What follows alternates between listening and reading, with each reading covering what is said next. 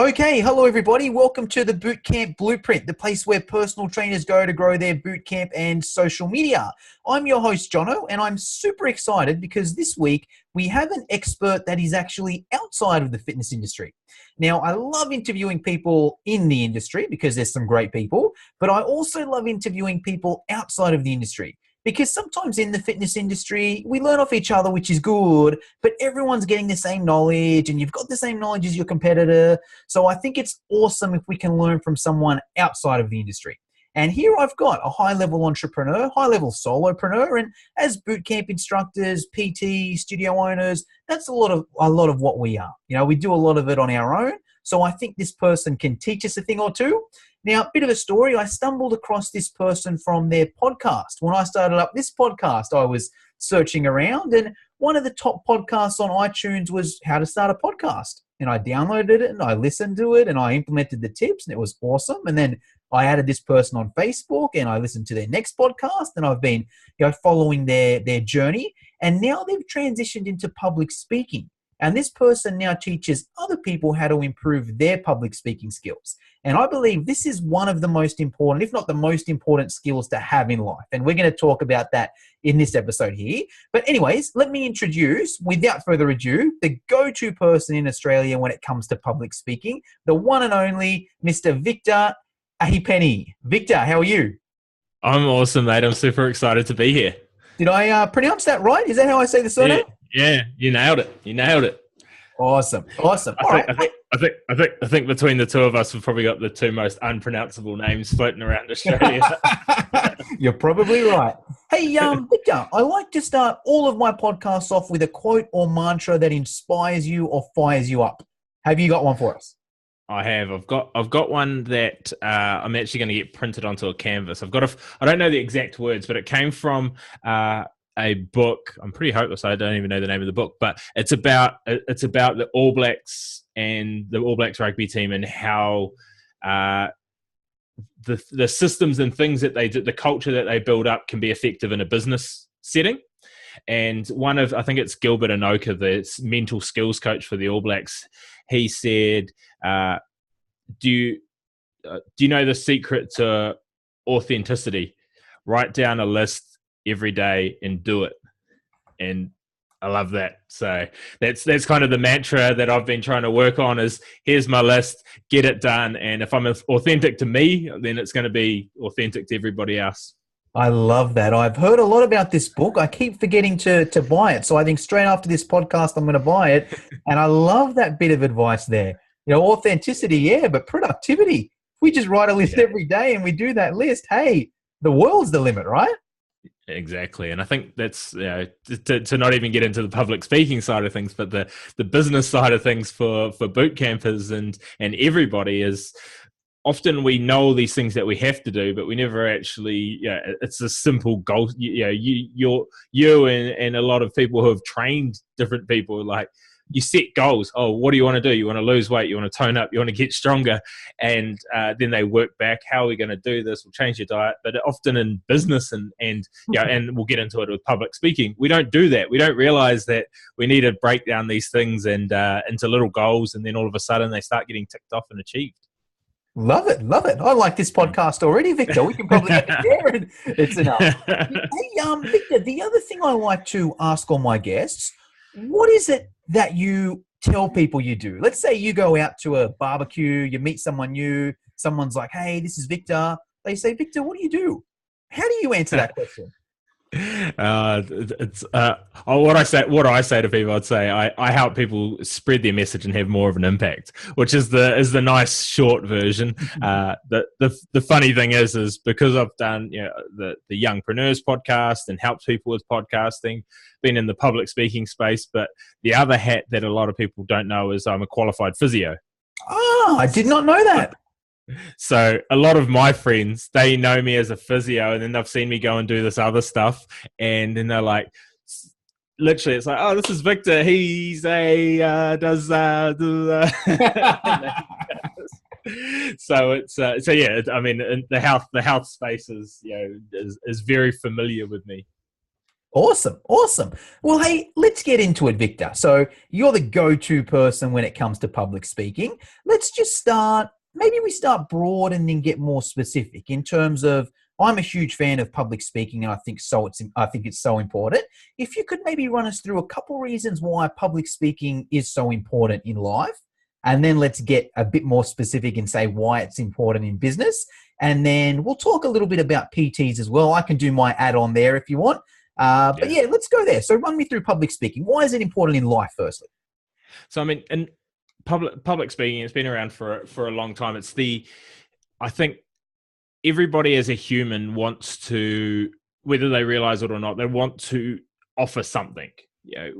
They want to get a message out. They want to help different people in different ways, and that could be, you look at from the, I won't say the lowest level, but from a level of, say, you're a supermarket checkout operator. Just think of the communication that happens between and how you feel as a customer when somebody is an effective communicator versus someone just literally rolling through the motions and going, hi, how's it going? How's your day? Yeah, good, thanks. Versus somebody who comes in and goes, oh, hi. But, and they turn it about you. They make that communication a great experience. So, there's not a better median that you can make somebody feel a particular way. Reading a book, it allows the other person's imagination to go somewhere, but when it actually comes to your voice and communicating, if you do it well, if you can speak in front of people, and then you're going to have more of an impact, and you're going to have a more exciting, I shouldn't say exciting, a more impactful and enjoyable life, I guess, if you're an effective communicator. 100%. Let's go a little bit deeper now. Business. Why is that important? Now, we don't need to go personal trainer specific, just any business person. Why is it important to be a good speaker or communicator? Well, I think that, and this is somebody some people love, some people won't, and it doesn't really matter if you like them or not. But Jordan Belfort, and this we'll go straight into the personal trainer side of things because it's applicable to all business. But Jordan Belfort says to be an expert, you have to be enthusiastic as hell, sharp as a tack, and an expert in your industry. That's what you have to do to get people to want to work with you. Well, for the majority of us, and I'm really, really big on reframing people's mindset, because we can delve into fear, but resetting people's mindset into what an expert and an authority in a space actually is. Okay. And the way that I frame this, and I think it's really helpful for a lot of my students, is if you're walking down the street and you see 10 people walk past you, could you teach 8 out of 10 of those people something that you're an expert in? Because what a lot of people think about, and physiotherapy is the same as the PT world, is I am a PT, and they don't think of themselves as an expert or an authority. They think of themselves as qualified in that particular space. They think of the person who's in the top 1% out of everybody, which is like, even the top 5% out of that last 20 are probably the lecturers or the Schwarzeneggers the Arnold Schwarzeneggers, or the people you see on Biggest Loser and those sorts of things. They go, oh, they must be the authorities in that space and the experts in that space. But what you got to realize is you don't have to have a huge sphere of influence. You can be a micro celebrity, a micro authority, but if you don't put yourself forward, if you're not enthusiastic to your customers, if you're not making their problems be solved, if you're not going through and taking them on a journey, then they're not going to see you as it. But you've got to first understand that, hey, I am an authority. I'm an authority at physiotherapy. I can rehab the body better than way more than 8 out of 10 people walking down the street. But there's lecturers, there's professors, there's people who talk around the world who are exponentially more knowledgeable than me. But that shouldn't take it away from me. That should add it to them. And so I think once you can position yourself as an authority or an expert, opportunities start to open. Right? Once you've got the ability to speak and get up in front of a small group and then a bigger group and a bigger group, all those opportunities allow you to have a connection that a flyer, a Facebook ad, a email, whatever, it doesn't allow you to have that connection. And I was just talking about somebody the other day, which a lot of people who are trying to get in the online marketing space, they think that they need a list of 20,000 people on their mailing list. I know a guy who created a meetup in Brisbane for property investors, for new property investors, and I think he charges maybe $30 or $40. He gets 150 people every month, has free speakers come along, and then has upsells to different trainings and products. And that is he now doesn't even turn up to the meetups. He just has other people come and run them. He runs them from overseas. But that's a 6-figure business that he has started from him being up in front of people. He wasn't the world's best property investor. He was a postman who turned into a property investor and has done well for himself. But being in front of people, and this is hopefully brings it all back. Being in the audience versus being standing in front of everybody is automatic authority. Like you people go, you must be in front of me for a reason.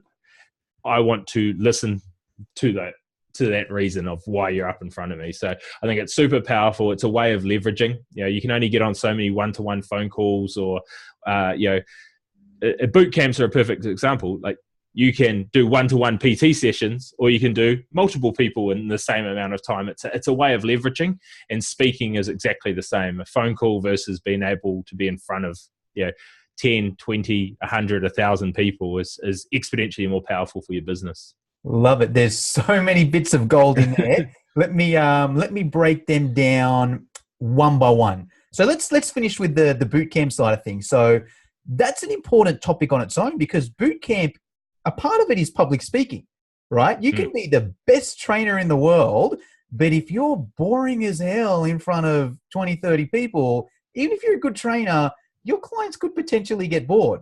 All right. Let's go the other way. Let's say you might not be the best trainer, but you're an okay trainer, but you know how to influence, you know how to motivate, you know how to communicate in a group setting. Your boot camp is going to be more successful. So that's one just point right there, where if you're a boot camp instructor, work on your public speaking skills.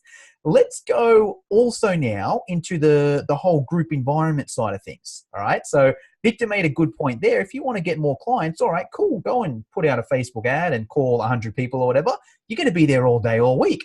But if you can get those 100 people in the one spot, you're at a better advantage. One condition to that, though, and same as the boot camp, if you go and speak in front of 100 people or 10 people or 20 people, whatever, that's cool. But if your message is boring or you can't communicate that message, you're going nowhere, right? And that's why I think it's also important to work on your public speaking and get someone to help you to work with it, because this is what I found in the public speaking space. So actually, I'd love to get your opinion on this.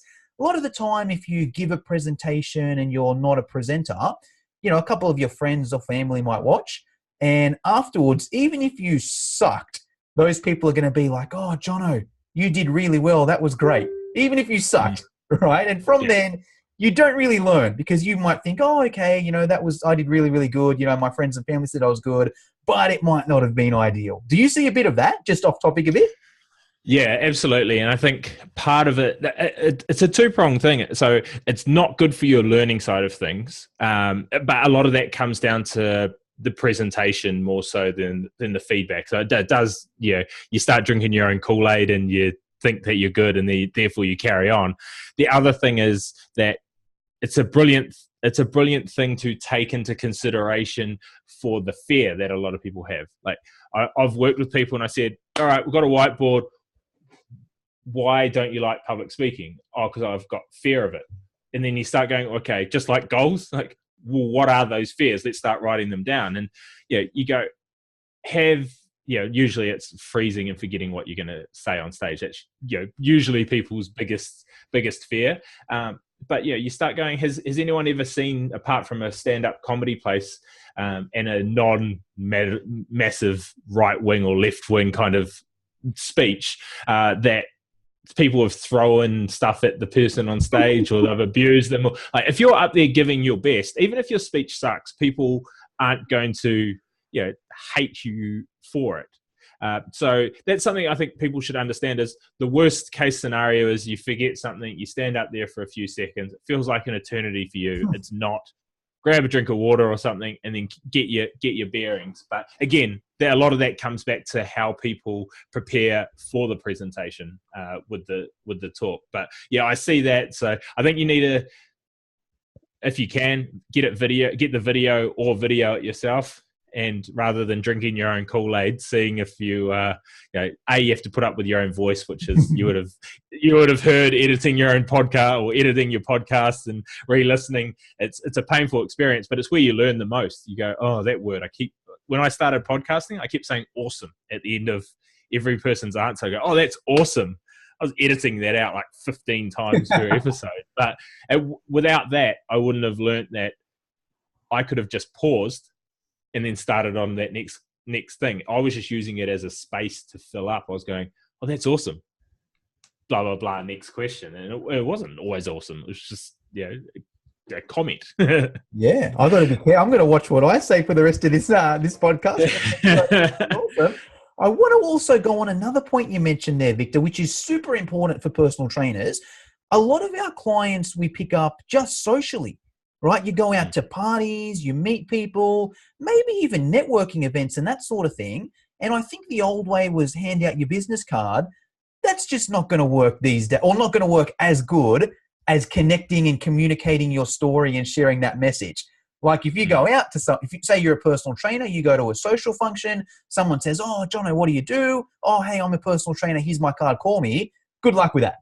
But if you can say, hey, look, this is what I do, this is why I got into personal training, or this is why I like helping people, they're just going to connect with you so much more. So I think, would you agree with that as well? Even from a social setting, if you could, even if it's not an official public speaking thing, if you can connect with people better in that social environment, it's going to help with a business like that. What's your opinion there?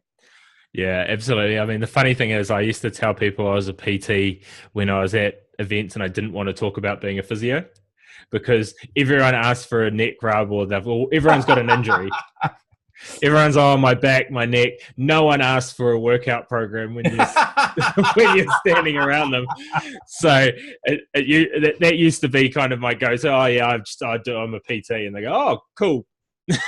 So but that's proof in the pudding. Is I used it so people wouldn't ask more questions. So you really have to figure out what is your unique selling point. You're not just a personal trainer. You're a person who helps new mums. You're a person who helps, mid 40s dads. You're a person who helps, teenagers, become more confident and educated with exercise. Like all of those increase the talking point. If someone goes, oh, what do you do? Look, I help teenagers learn how to exercise correctly, safely, to help their mental health, to help their physical health, and to start them on a life. And people go, oh wow. No one ever responds, oh, so you're a PT. Yeah. And even I think it provokes the next question, how'd you get into that?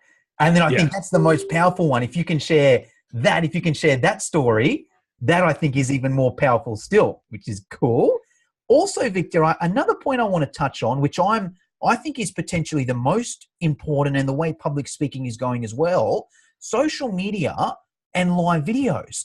This is a big thing with personal trainers. They understand the power of social media. They understand the power of videos in an exercise setting or even in general. And a lot of trainers are like, all right, cool, I better get some videos. I better do some live videos. But if they're not structured correctly, they're freaking boring.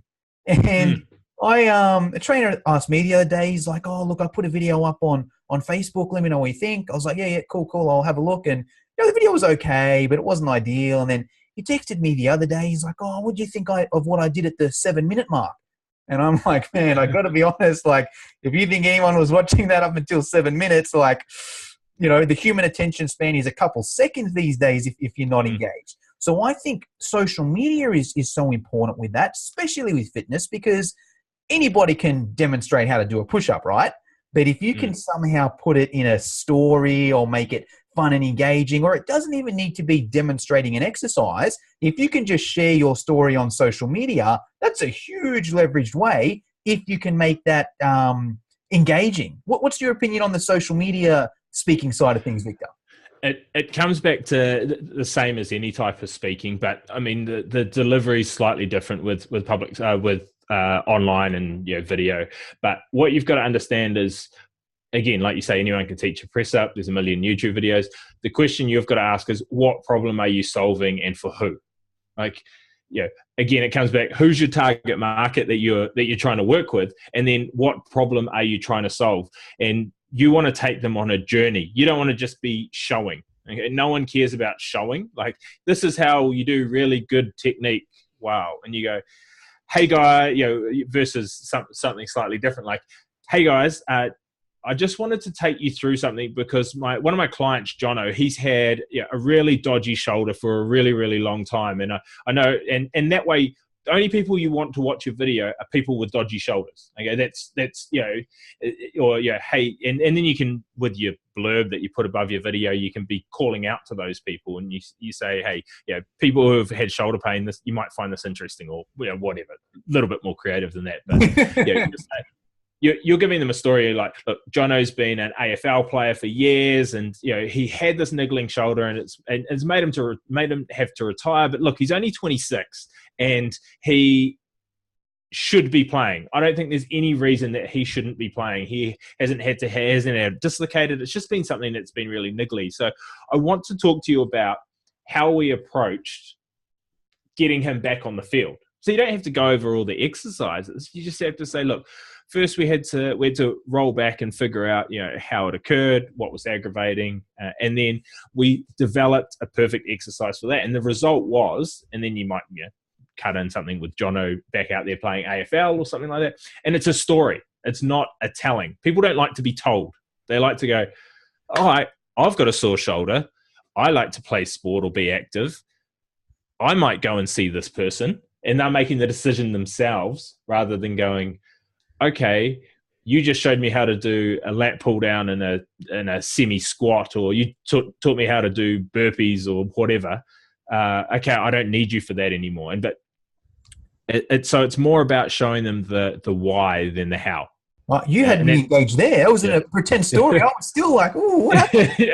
What happened to Jono? Did he make it? So even just that alone, I think even if you're listening to this podcast, even just rewind back and look on that, and before you do your next exercise video, take a couple of tips that Victor did there and make it into the story. Because I'm being serious, I was more engaged just then and there. So I think that's some good tips. Let's transition a little bit, Victor.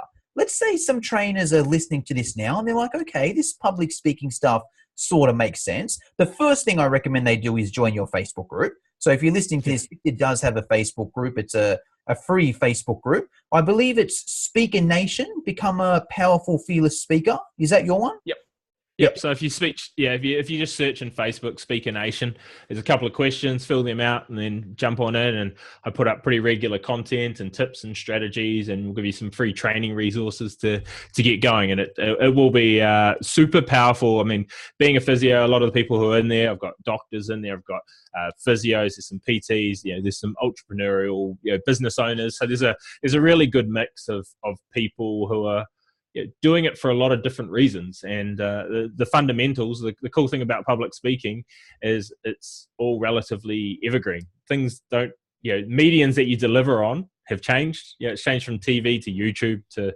Facebook Lives to Instagram stories to whatever. But the fundamentals of how you deliver and how you keep people engaged has stayed true over time across all different industries, which is super cool. Yeah. Well, so we've got that point there. What else should a trainer do if they're like, all right, hey, this public speaking stuff is pretty cool. I want to start talking in front of some people and I want to start honing my craft. Where should they go? And that's probably a two-pronged question. That's probably like, okay, how should they start speaking and how do they improve? Yep. So I think we'll start with the improve side of things first, and then how they can get themselves in front of more people, because obviously that's the long goal is, get in front of more people, get some runs on the board and improve. And I think what I like to do to kind of keep it simple for everybody is I hate boring speeches. My drive, my passion is to start making everybody's talks more exciting to give and more exciting to listen to. And part of that is I have my kind of blueprint to do it is start with the story. We talked about that earlier with the video, but start with a story that it breaks down a barrier for people. Too often a person will jump up on stage, and you can tell that they're not a good speaker from the get-go, because they jump up and they go, or not a good speaker, they haven't got a good framework that they're working off, and they hop up and they say, "Hi, my name's Victor, and today I'm going to be talking to you about," and you're like, "Look, I know what you're going to I know what you're going to be telling me when you tell me it, rather than this is what I'm going to be telling you." And usually you've been introduced onto stage, or you've sent out emails to warm people up, or a text message, and people are they're not going to turn up to an event if it's you just taking it, or even if it's someone else, without kind of knowing that there's some reason to be there. So you've hopefully got some social proof behind you before you even step on stage. It's better for someone else to talk you up than it is for you to talk yourself up, which is, the difficult thing with a lot of this is, so you're hoping that you give the little blurb to the host of the event or somebody, and they can introduce you. They can say, Victor is the blah, blah, blah, which we did at the start of the show. And that way I don't have to talk myself up. I can just say, this is what it is. But walking out there, and instead of going through all that crap, all that fluff at the start, you get up there and you start sharing a story. People are way, way, way more engaged. Watch every TED Talk pretty much ever. And they pretty much all start with a story, because that way you control the narrative. And if we go into this is probably going a bit deep, but if we go into the brain, people want to know what's happening next. They have this itch that's why we have clickbait. Oh my God, this person, ate McDonald's every day, but oh my God, you won't believe what happened next. People go, oh, they must have got fat. But that said, oh my God, I won't believe it. So it's not that. And so they click on it. And the same, so I'm not saying make your speech full of clickbait, but don't let the listeners know where your speech is going. You have to control that and take that. And so you get this story that you can either reference back to, or it sets the frame.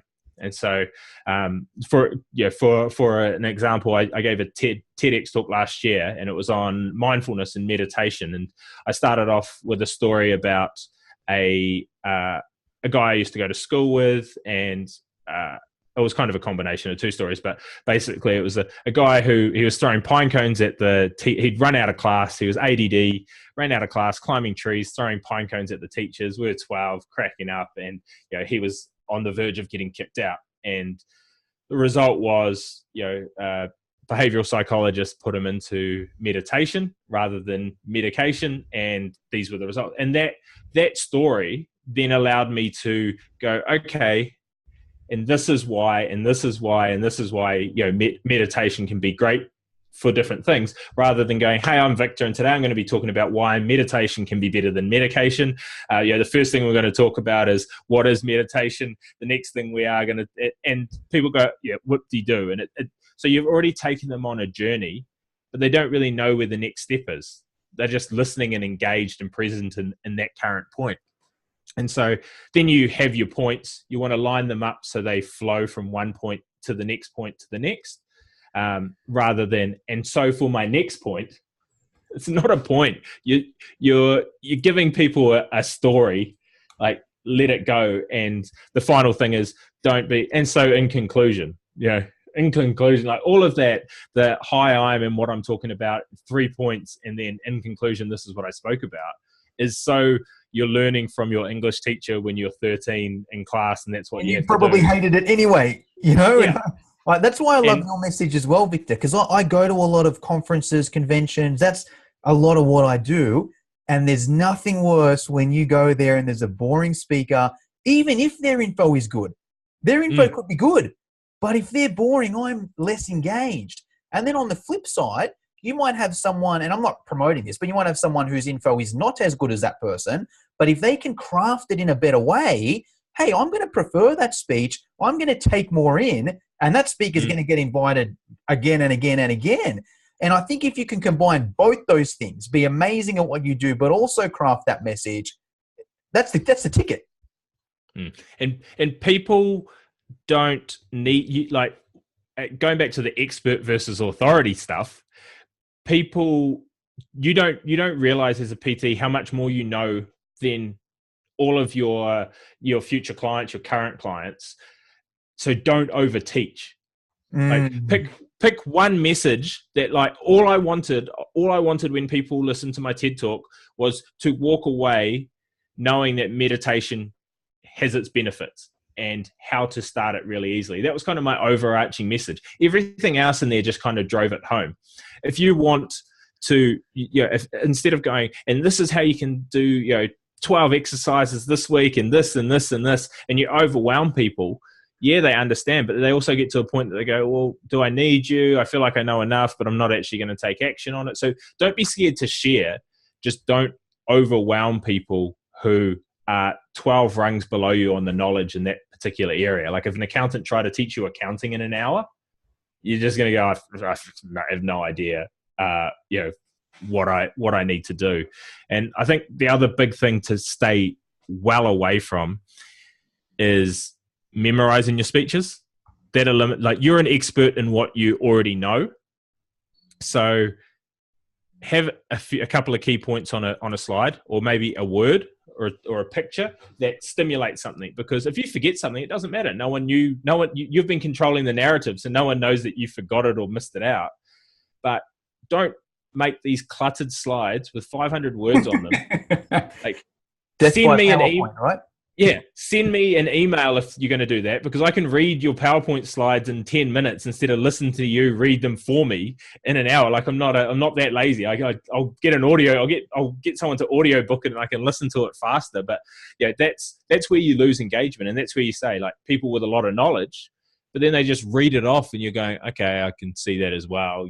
You're adding an extra 10% that's not written on there. You're not adding anything above and beyond. So those are I think, if you do that, you're going to exponentially, if you go story, points, speak more off the cuff about stuff you already know, and have, instead of a conclusion, have a strong call to action, you're exponentially going to improve your public speaking the next time you get on stage, or in front of anybody, because everyone's seen it. It's not like we haven't seen a talk or a speech or something, and it's just a slow motion car crash that no one wants to really be a part of. And your parents say, yeah, you did really well, but truly you didn't. And I think leading on from that, we were talking about getting in front of people, how to get speaking engagements and things like that.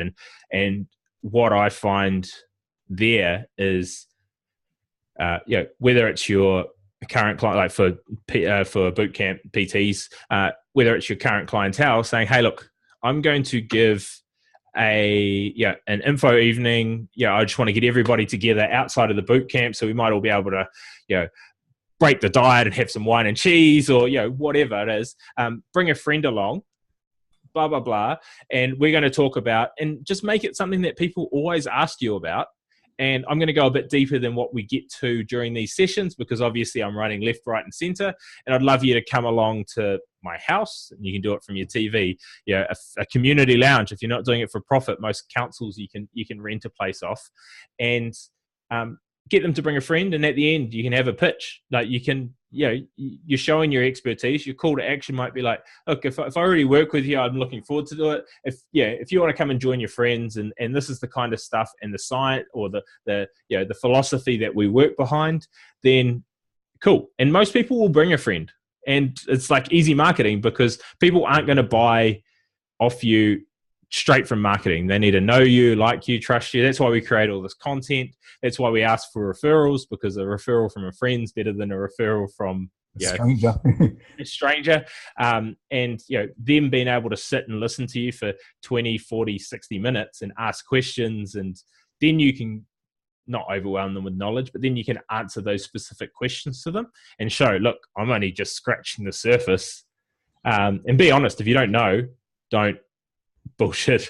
Like, if someone asks you a question and you go, look, that's probably outside of my scope, it's probably something you're better off talking to your doctor or your dentist or whatever with. Or, hey, look, I'm not quite sure on that, but I will go and find it out, and stay with me later. I'll grab your email. And then it's this awesome way to re-loop around and go to people, oh, wow, this guy really goes above and beyond, or this girl goes above and beyond for me. So I'd start with that. And the other thing is meetup. Like, literally, this is where I tell everybody to go and get their wings, jump on meetup, turn up to a couple of them that might be in and around your space, or might have your target market at it. It doesn't have to be about personal trainers, because the personal trainer who's running a personal training meetup probably might not want you treading on their toes. But a business owner meetup or a mums and bubs meetup, they might want a personal trainer to come and talk. Even anything, Victor. I feel like obviously you might be niched as a personal trainer, but either way, as a personal trainer, the more people you can meet in your local business, the better.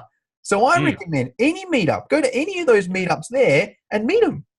Yeah, meet them. But then after you've been to one, I used to host a meetup, and you'd run it for free, and we'd have different speakers. And if a speaker came up to me and they were half decent and they introduced themselves, I mean, you can do it via email, but you'll have an all right success rate, but you'll have a better one if you meet the person in person. So you turn up to one of their meetups, show them time, go, hey, I really love this meetup today. Look, I'm a local personal trainer. I love helping and educating others, and I'd love to put on just a seminar for you, or be a guest speaker 1 month. And they go, cool. And again, it circles all the way back. Person who's host of meetup, who people look up to, introduces you as an authority onto the stage. You speak and give some value, and then it's all about being who's the obvious choice if that person wants to start their fitness journey. They don't have to go to Google. They don't have to, go and ask around. They go, it's that person who I saw the other day, who I now know, and I like them, and I feel like I trust them. And so those would be the two. That's how you should improve your public speaking, and then get some runs on the board. If you make mistakes, you learn from them, and you go back into that little system and go, oh, why did I? Oh, because I didn't start with a story that I could thread things back into, or I didn't do this, or and go from there. Love it. I just want to expand a little bit for the trainer side of things. I love that idea of the presentation for your current clients and the friend. And I think the perfect time to do that, a lot of boot camp instructors do the 12-week challenge. So they'll do a 12-week challenge, starts this date here. That will be perfect for the weekend beforehand. Do it the Saturday morning or the Thursday night before your next one starts, because there's your sale right there. You give your presentation. Hey, by the way, guys, I just so happen to be running a 12-week challenge next week. Kicks off next week if you're interested. It's the best form of marketing you can do. And you can even combine a few of them together. If you do your Facebook ads, your online marketing, and that person doesn't sign up over the phone, cool. Hey, by the way, look, I'm doing an info day. I'm doing a presentation on this on Thursday night. Come down if you like it, great. If not, no dramas. And you could probably even combine that with the meetup strategy as well. Maybe you go to a few meetups throughout your previous 12-week challenge, but you tee it up so that you're going to give your own presentation or your own talk just before your one starts. So I love those strategies there. So I think, actually, I'll do a bit of a call to action to any of our listeners. So if you're listening to this, that's what I recommend you do. I recommend you craft your story, go back and listen to some of the tips that Victor's given. Join his Facebook group as well, because you'll get some tips from that. And use both those strategies. Pencil a date in your diary before your next 12-week challenge starts, and that's going to be your presentation. And also jump on Meetup and time it so ideally you can get your presentation around that same time too. Hey, Victor, we're coming to the end of the podcast here. Just a few questions I like to finish off with. You're obviously the go-to person on a lot of things. In podcasting, you're one of the biggest names. Public speaking, you're one of the biggest names. Where do you go for both motivation, inspiration, education? Any particular books, any particular podcasts, people to follow on social media? What's your take there? I've got a couple. I love Scott Alford. So he runs a thing called Relevancy Engine. It's the ROI method. Awesome for marketing. He's a really ethical marketer, doesn't use a lot of the false scarcity. He's kind of geared up, so he works with 6 and 7 figure earners now, but some of his earlier stuff, all of his stuff is very relevant, and he's one of the few people that I actually follow his posts. And the other one is Russell Brunson, who I've been I've followed his stuff for a while, but if people are looking at the presentation side of things, like how they can structure further into that kind of story and points and things like that, particularly with the pitch at the end, if you're going to try and make a sell at the end, then I would check out his books. It's .com Secrets and Expert Secrets. So .com Secrets more on the marketing, but Expert Secrets if you're trying to run webinars or live presentations. He's he made $3 million at Grant Cardone's thing in a 90-minute presentation. So he knows what he's doing when it comes to selling and presenting. So yeah, those would be my two that I think would be, particularly Russell Brunson stuff. As a lot of your students, transition from offline to online and things like that, then I think they'll get a ton of value out of that. Yeah, just for the listeners as well. So if you're not sure on Russell Brunson, he's the owner of ClickFunnels, right? Yep. So if you've probably seen ClickFunnels around, he's the owner of ClickFunnels there. Couple of really good books, and I actually use his exact strategy for my my webinars. So if you've seen any of my webinars, it's the Russell Brunson method. So I love that. So Victor, if people want to hear more about you, we've mentioned the Facebook group. So just once again, that's Speaker Nation. Your website, I know it's currently being updated, but it's probably going to be a few weeks till I launch this podcast anyway. So ideally, your website will be open by the time this launches. Your best website, is that the Public Speaking Secrets? What's publicspeakingblueprint.com, and that's got it's got my podcast on there. It's got some awesome free resources, and just jump on either find me in that Facebook group and flick me a message. I'd love to connect with people on a bit of a deeper thing. And if you can't find the group for whatever reason, then just hit on Public Speaking Blueprint, just jump on the contact form and that'll get sent to my email and we can move from there. But yeah, as I say, I think it's a cool space that a lot of trainers don't utilize, is getting in front of people and speaking. They kind of want to stay with what's comfortable.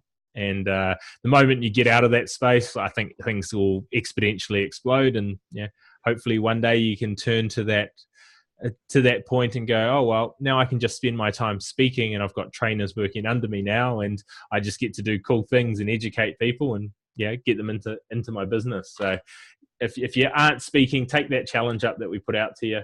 Get those first speaking gigs. If you haven't had one for a while and you are a confident speaker, then go get more. You're only missing out on opportunities. Love it. Well, hey, Victor, that's all we've got time for today. Is there anything I forgot to ask that I should have asked, or anything you want to add? Oh, that's no. I think that the only no. I think that's pretty good. I think that's pretty good. So I think just take the challenge, get out there, and give it a go. Awesome. All right. Thank you very much for your time, Victor. Cool. It's all good. My pleasure.